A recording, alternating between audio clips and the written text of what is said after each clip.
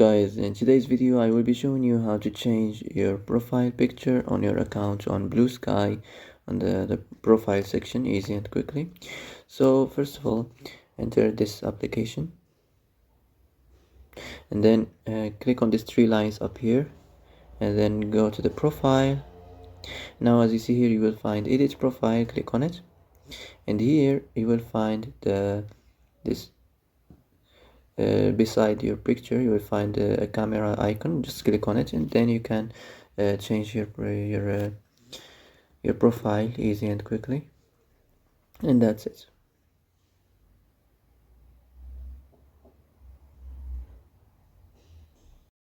Well, that's it for today's video. I hope this is the answer you've been looking for. If you like this video, don't forget to like and subscribe, and that's it. See you in the next video.